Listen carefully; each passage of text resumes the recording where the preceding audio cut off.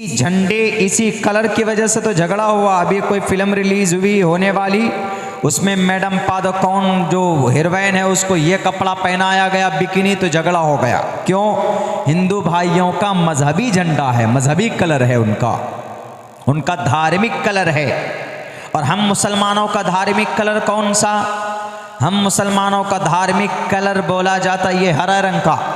हरा रंग का मुसलमानों का धार्मिक कलर नहीं है। मुसलमानों का मजहबी कलर, इनका मजहबी झंडा वो झंडा है जो जमीयत उलमा हिंद का झंडा है, जिसमें सफ़ेद और ब्लैक रंग की पट्टी होती है। जमीयत उलमा हिंद का झंडा देख लीजिए, आपको मुसलमानों का मजहबी कलर एंड मजहबी झंडा नज़र आ जाएगा।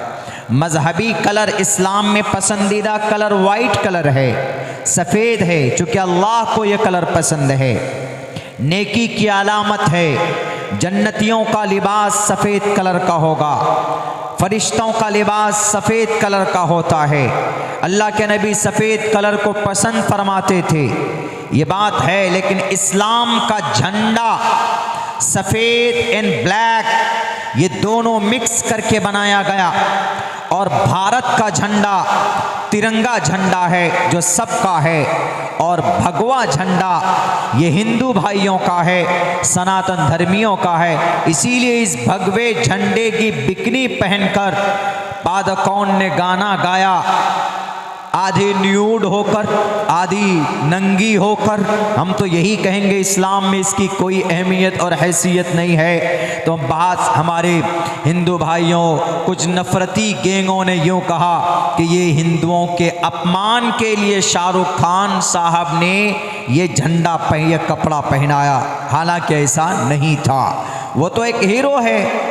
बाकी डायरेक्टर का काम जिम्मेदारी होती है कौन सा कपड़ा पहनेगा कि नहीं पहनेगा। प्रोड्यूसर की जिम्मेदारी होती है कि कौन से हीरो को लेना है कि नहीं लेना है। एक्टर सिर्फ मुस्लिम है, बाकी प्रोड्यूसर है, डायरेक्टर है, हीरोइन है, पूरी क्रू है, पूरे मेंबर हैं, वो सब के सब तो हिंदू हैं। उनको जाकर के पहले बोलना चाहिए था। बहरकैफ हम उधर नहीं जाना चाहते। बात आई तो हमने कह दिया तिरंगा के ऊपर। हम लोग 26 जनवरी को तिरंगा झंडा लहराते हैं। उसके पसे पुष्ट ये है हिस्ट्री, इतिहास। भारत के अंदर संविधान लागू हुआ था और उसी संविधान को याद रखने के लिए हम लोग 26 जनवरी की सुबह को झंडा तोलन करके राष्ट्रीय गान हम लोग गाने की कोशिश करते हैं और गाते। ये हर एक भारतीय की, हर एक इंडियन की जिम्मेदारी, ये पढ़ना, ये झंडा तोलन होना चाहिए और वो गीत गानी चाहिए। वंदे मातरम वाली गीत नहीं, वो दूसरी गीत वो गाते हैं। अल्लामा इकबाल ने भी कहा है, सारे जहां से अच्छा हिंदुस्तान हमारा, हमारा ये देश पूरी दुनिया के अंदर सबसे बेहतर है। सारे जहां से अच्छा हिंदुस्तान हमारा।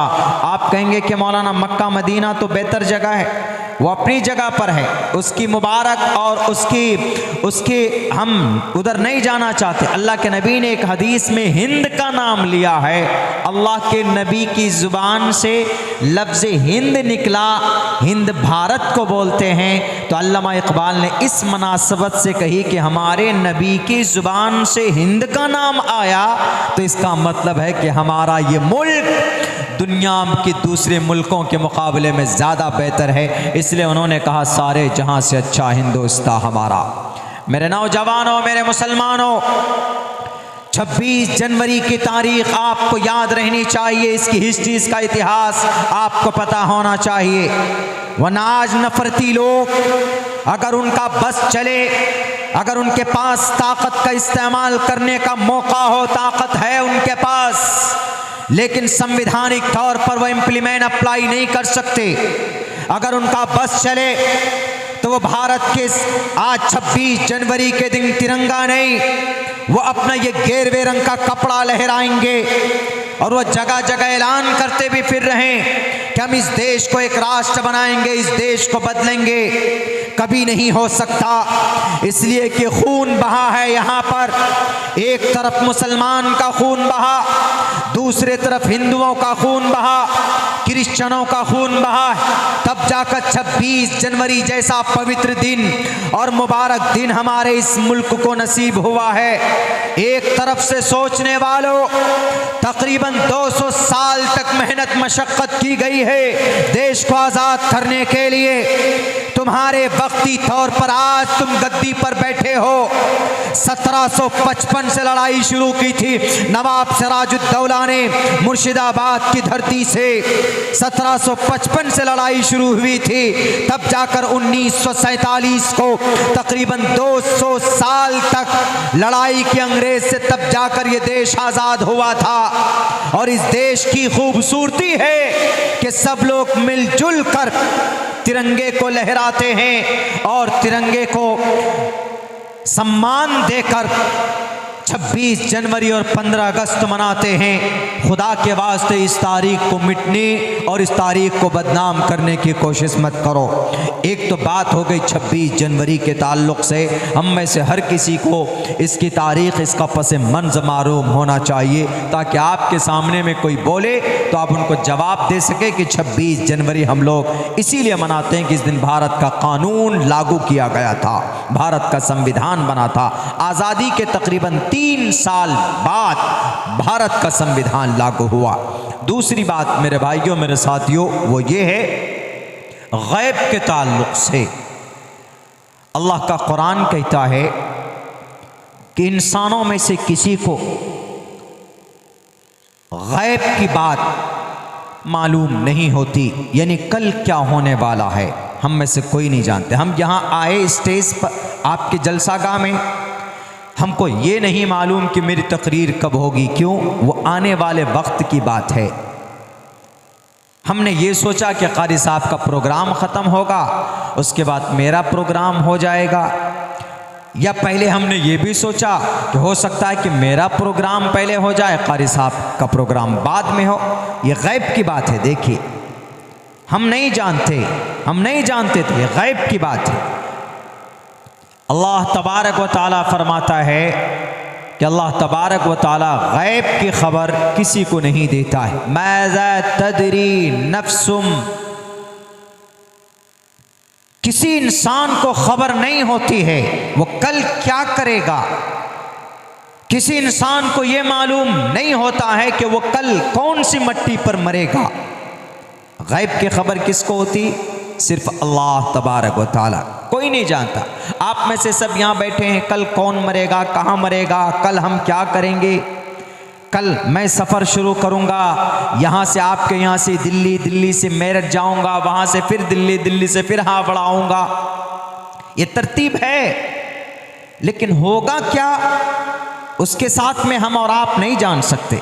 इन्नल्लाह इंदहु इल्मुस्साअह व युनज़्ज़िलुल गैस व यअलमु मा फिल अरहम व इंदहु मफातिहुल गैब। दूसरी जगह पर अल्लाह ने कहा व इंदहु मफातिहुल गैब, गैब के खजानों की, गैब की बातों की चाबी अल्लाह के पास है।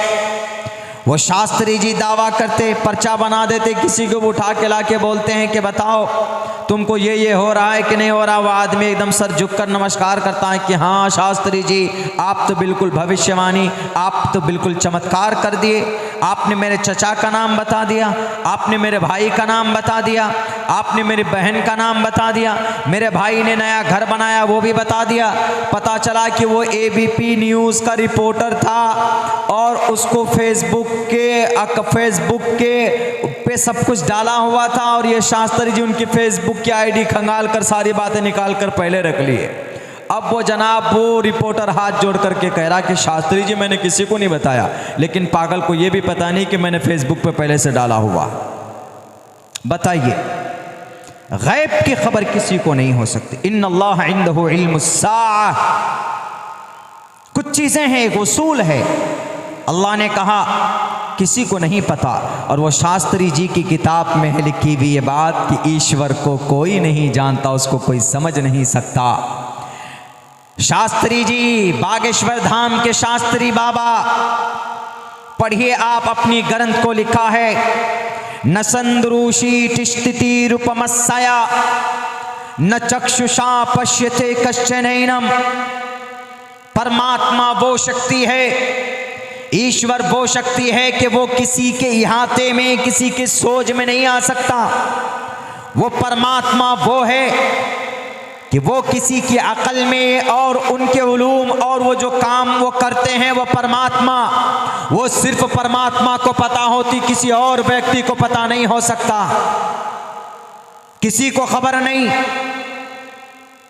कल क्या होने वाला है अल्लाह ने कुरान करीम में बयान यूं किया, इन्नल्लाह इंदहु इल्मुस्सा, बेशक क़यामत कब आएगी ये सिर्फ अल्लाह ही जानता है। इन्नल्लाह इंदहु इल्मुस्सा, अल्लाह के पास क़यामत कब आएगी उसकी जानकारी। मुझे बताए कोई माए का लाल क़यामत कब आएगी? अल्लाह के नबी ने कुछ निशानियां बताई है। क़यामत की ये निशानियां हैं कि समाज में बेटियां बेपर्दा होंगी, कपड़े पहनेंगी लेकिन उनका बदन नजर आएगा। उसकी निशानियां ये बताया कि गरीब लोग मालदार होंगे, मालदार गरीब होंगे। उसकी ये निशानियां होगी कि सड़कों पर जिना करने लगेंगे लोग, आज करते हैं। दिल्ली में चले जाइए एक से एक पार्क में, वहाँ पर पता चला कि किसी पार्क के किसी नीचे में, किसी टेबल, किसी दरख्त के नीचे में गर्लफ्रेंड को लिए पड़े हैं, जिना है सड़क पर। चले जाइए गोवा के अंदर, उनके बीच पे ये सब गंदगियां होती हैं, जिना के वारदात होते हैं। सड़कों में, बसों में, ट्रेन में सैकड़ों वाक़यात पेश आते हैं, लोग करते हैं जिना। जिना का बाजार गर्म होगा, शराब धड़ल्ले से पी जाएगी, सूद लोग फख्र के तौर पर खाएंगे। आज इंटरेस्ट समझकर सूद खाते हैं। ये सारी निशानियां हैं क़यामत की।